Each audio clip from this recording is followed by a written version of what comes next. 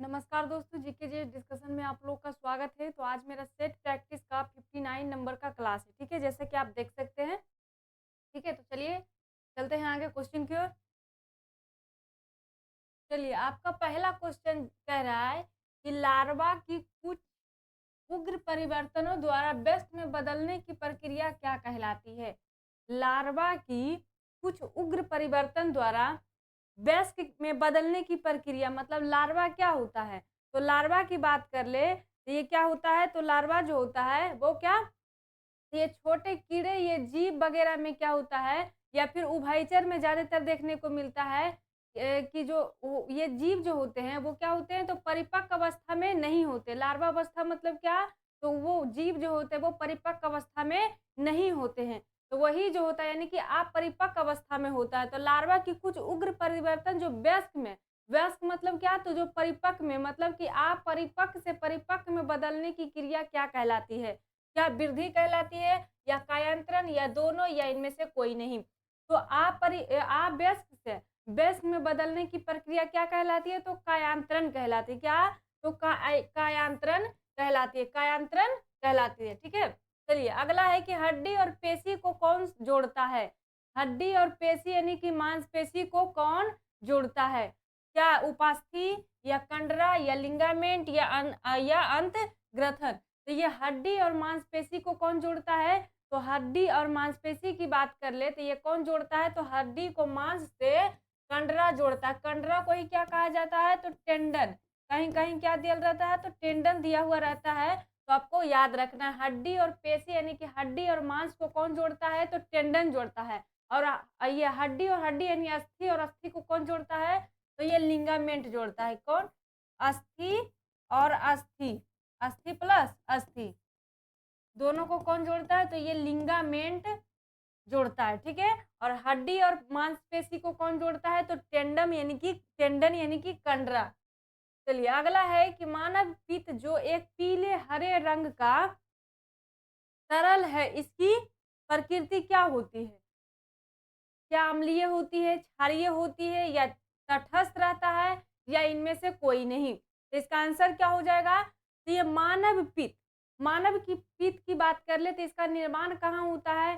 तो इसका निर्माण जो होता है वो यकृत में होता है, लेकिन ये जमा कहाँ रहता है? तो ये जमा कहाँ रहता है? तो ये पित्ताशय में रहता है। ये एकमात्र ऐसा जो है जो हार्मोन ना होते हुए भी क्या करता है? तो ये जो है वसा का पाचन करता है। पित्त किसका पाचन करता है? तो पित्त की बात कर ले तो इसका निर्माण कहाँ होता है? निर्माण यकृत में होता है, यकृत में। और जमा कहाँ रहता है? जमा जो रहता है वो पित्ताशय में रहता है, पित्ताशय में। इसका कार्य क्या होता है?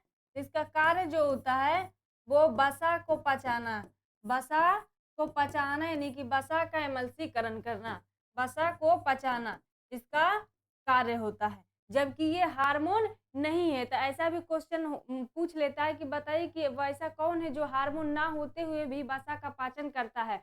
अमूमन देखा जाता है कि क्या होता है, तो ये हार्मोन वगैरह जो होता है वो पचाने के लिए ज्यादा उपयोगी माना जाता है, लेकिन ये सॉरी हार्मोन नहीं बल्कि एंजाइम। ठीक है, एंजाइम जो है वो क्या होता है, तो ये खाना वगैरह पचाने के लिए क्या होता है, तो ज्यादा उपयोगी माना जाता है। लेकिन पित्त जो है वो एंजाइम ना होते हुए भी क्या करता है, तो भोजन यानी कि वसा को अच्छी तरह तरीके से क्या करता है, तो पचा लेता है। ठीक है, तो ये जो होता है वो कैसा होता है, तो क्षारीय होता है।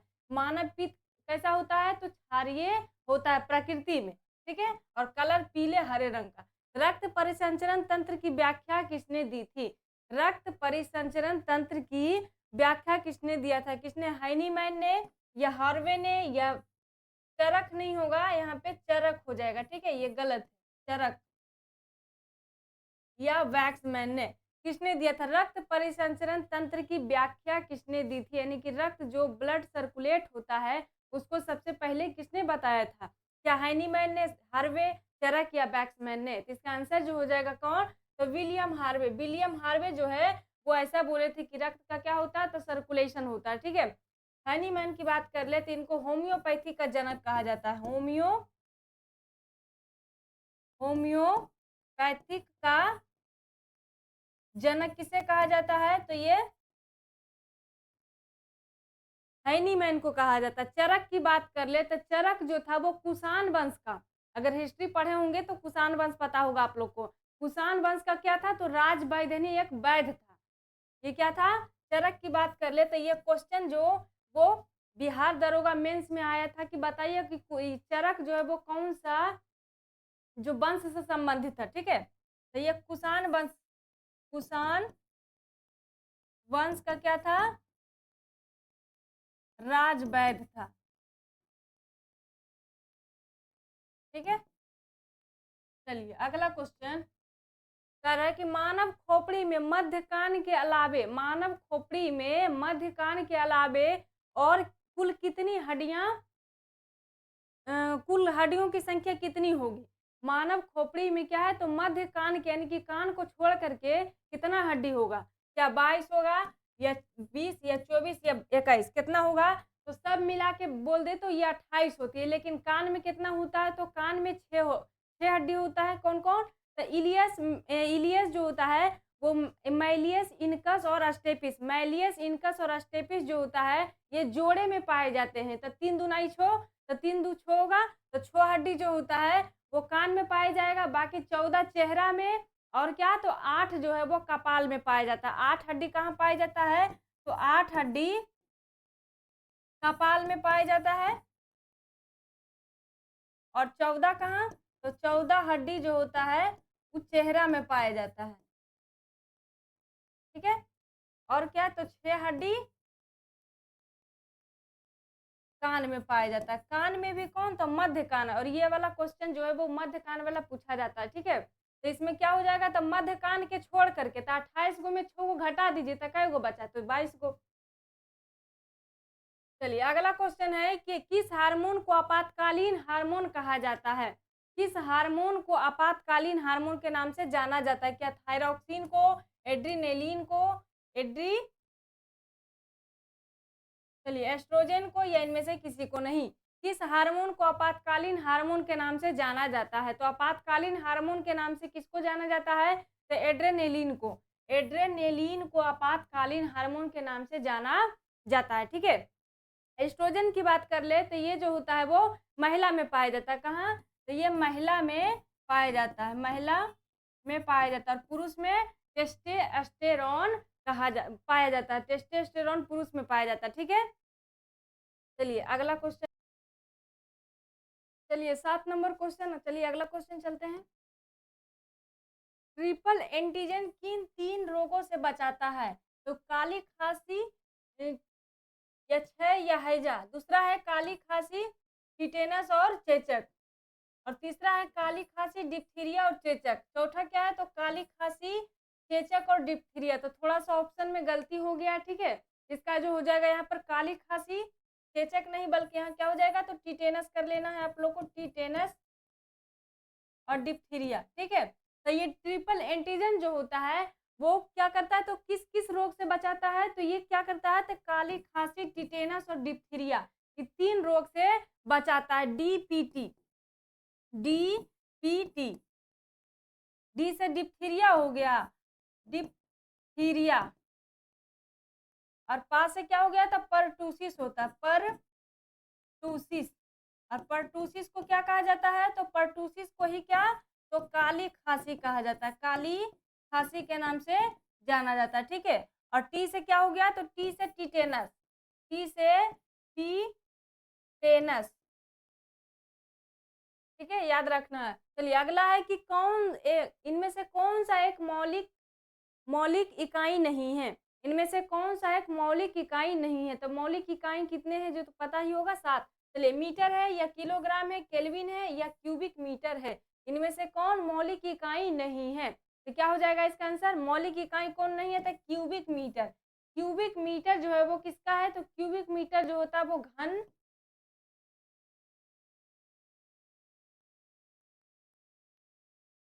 बाकी मीटर, किलोग्राम और केल्विन ये सब क्या है, तो मौलिक इकाई है। अगला है कि इनमें से कौन सा सदिश राशि है, इनमें से कौन सदिश राशि है, क्या वेग है, द्रव्यमान है, समय है या लंबाई है, इनमें से कौन सदिश राशि है। तो सदिश राशि की बात कर ले तो इनमें कौन सा होगा, तो वेग जो होगा वो सदिश राशि है।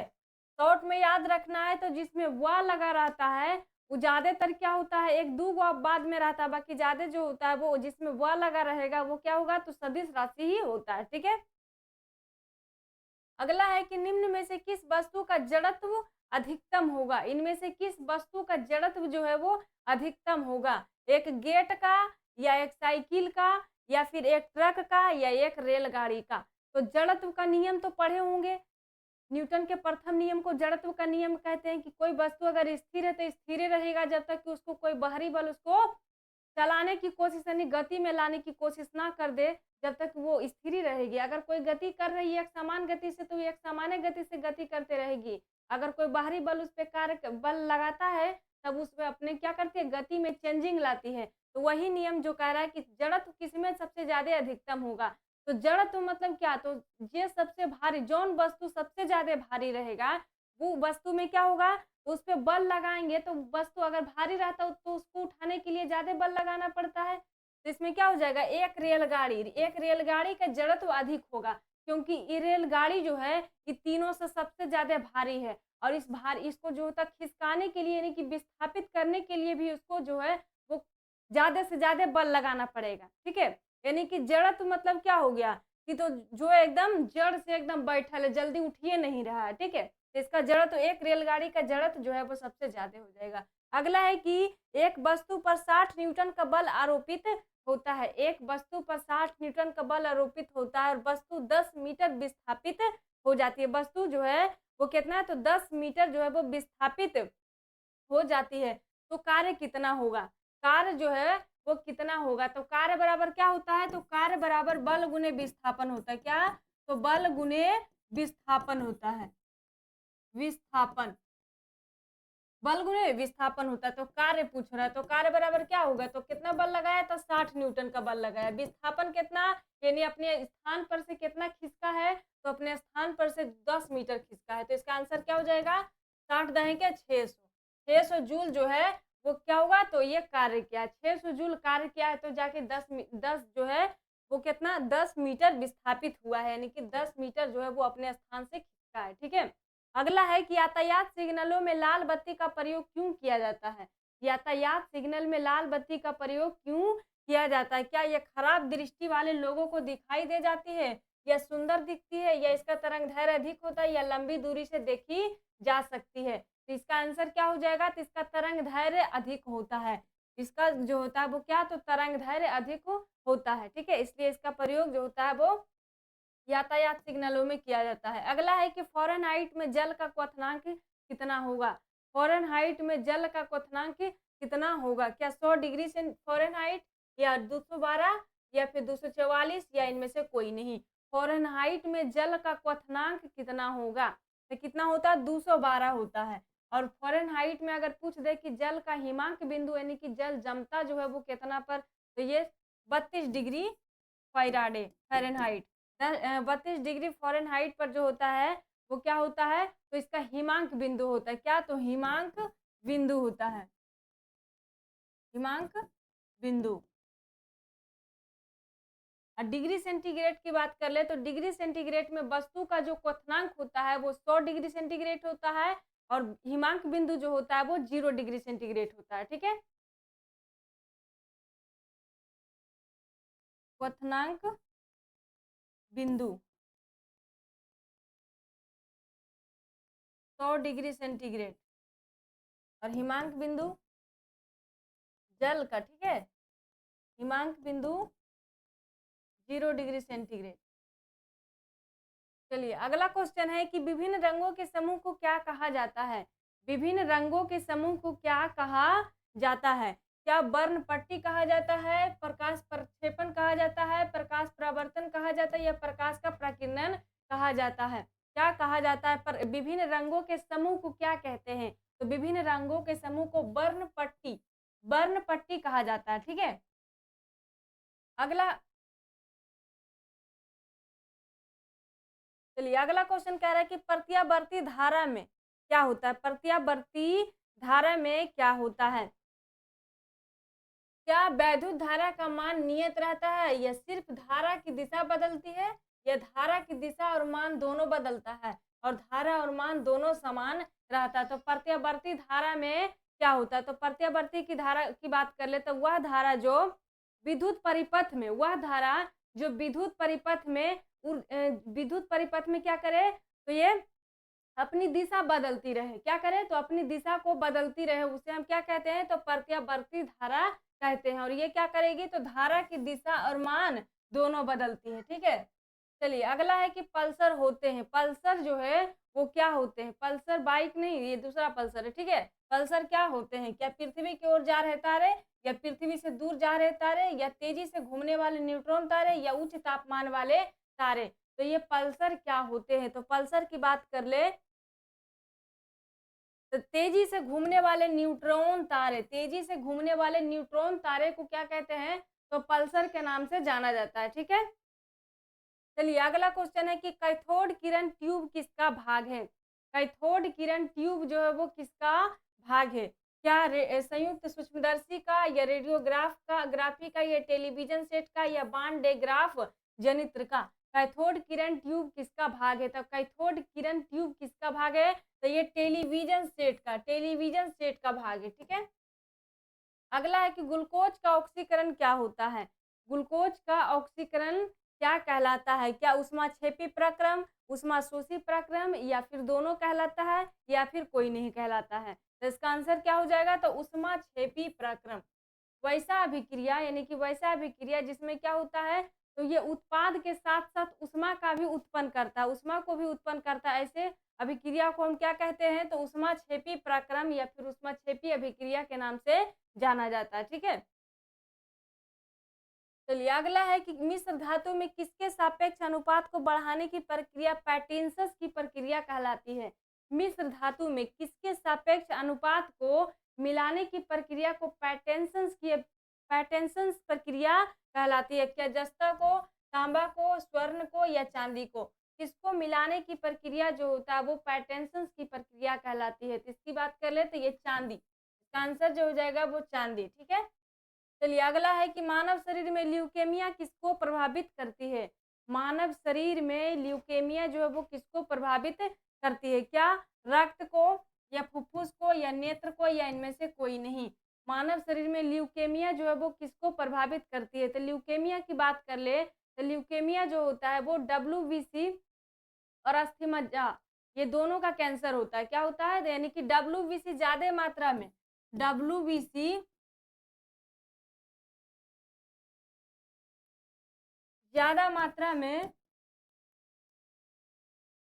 बनने से क्या होता है,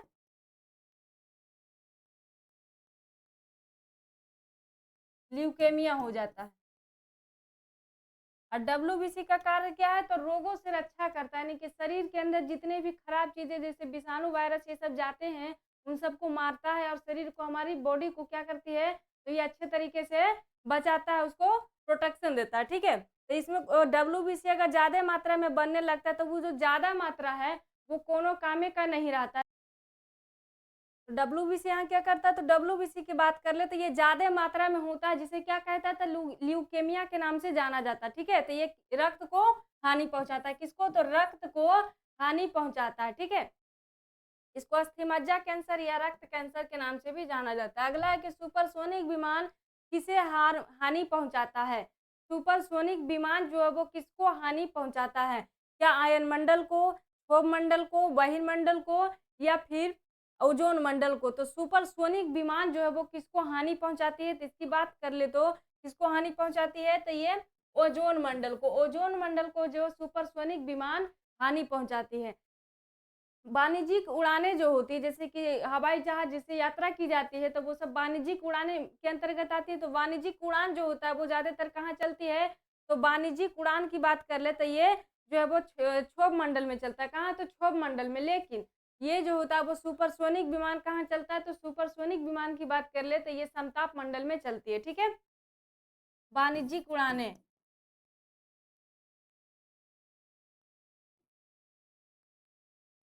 ऐसे पूछ लेगा क्वेश्चन कि हवाई जहाज जो है वो कहाँ चलता है, तो ये कहाँ चलता है, क्षोभ मंडल में, क्षोभ मंडल में। ठीक है, और समताप मंडल में कौन चलता, सुपरसोनिक जो होता है वो कहाँ चलता है? सुपरसोनिक विमान ये कहाँ चलती है? तो ये समताप मंडल में चलती है, समताप मंडल में।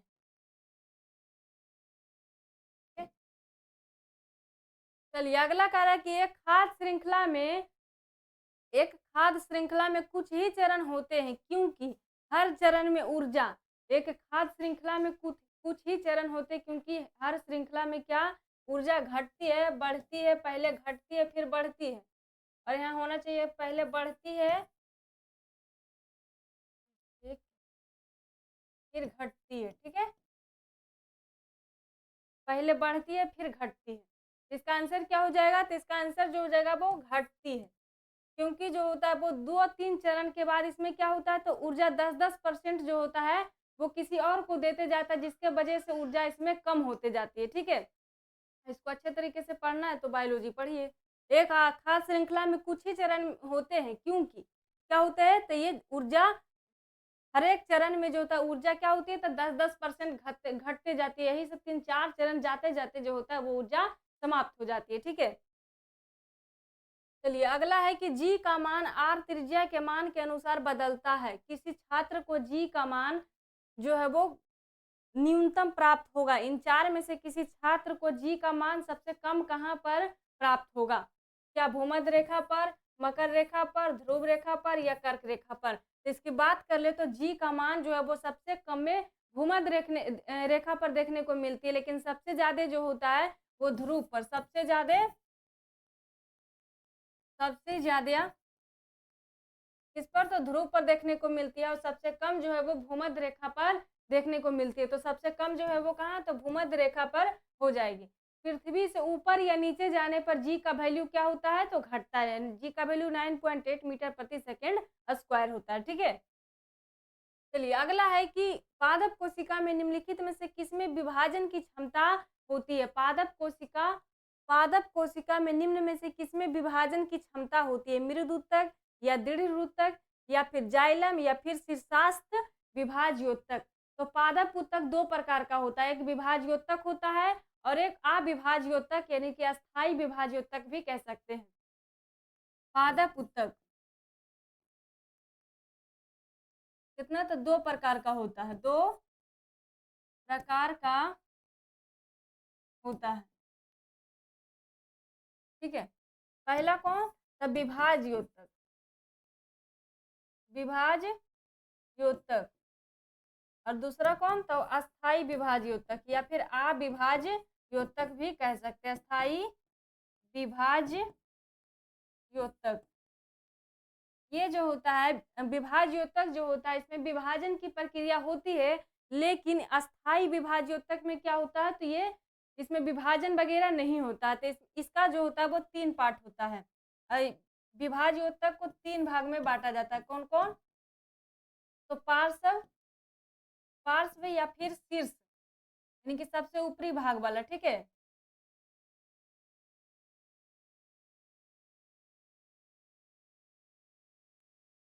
शीर्ष और पार्श्व और अंतर्देशीय।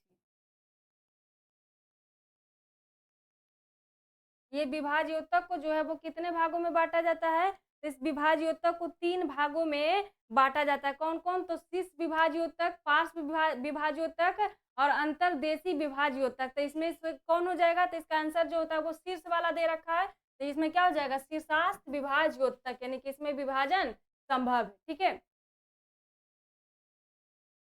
चलिए अगला क्वेश्चन है कि बसीय पदार्थ ज्यादा खाने से क्या होता है? बसीय पदार्थ जो है वो ज्यादा यानी कि बसा उसा ज्यादा खाइएगा तो क्या हो जाएगा? क्या मोटापा, कमजोरी या वजन में कमी या फिर सभी? तो इसका आंसर क्या हो जाएगा, तो इसका आंसर जो होता है वो मोटापा। ज्यादा बसा उसा खाने से क्या होता है, तो आदमी मोटा हो जाता है। इसके अलावे और क्या होता है, तो हृदय रोग होता है। क्या, तो हृदय रोग और ओबिसिटी, हृदय रोग और ओबिसिटी, हृदय रोग और ओबिसिटी, ओबिसिटी रोग जो होता है ज़्यादा मोटापा यानी कि ज़्यादा वसा-वसा खाने से क्या होता है, तो ये हृदय रोग भी इसी के कारण देखने को मिलता है। इसलिए देखते होंगे कि बड़े-बड़े घर के जितने भी लोग होते हैं, उन लोग को ज़्यादा जो है वो हार्ट अटैक की संभावना होती है ना। तो इसीलिए जो होता है वो हृदय रोग के कारण ही हार्ट अटैक आता है, तो ज़्यादा वसा-वसा खाना चाहिए तो उसको पचाना भी चाहिए। अगर एब्ज़ॉर्ब होते जाएगा तो फिर दिक्कत होगा, ठीक है? हृदय रोग और ओबेसिटी रोग जो होता है वो ज़्यादा वसा खाने से होता है। तो ये 25 क्वेश्चन समाप्त हो गया है और एक दिन मेरा क्लास नहीं आया था क्योंकि मेरा तबीयत खराब था थोड़ा-सा, ठीक है? तो इसके लिए सॉरी। और आप लोग को अगर अच्छा लगता है तो क्लास को देखते रहिए, नोट्स बनाते रहिए और उसको रिवीजन करते रहिए क्योंकि रिवीजन करना बहुत ही ज़्यादा ज़रूरी है, ठीक है? तो आज यहीं तक। जय हिंद, जय भारत।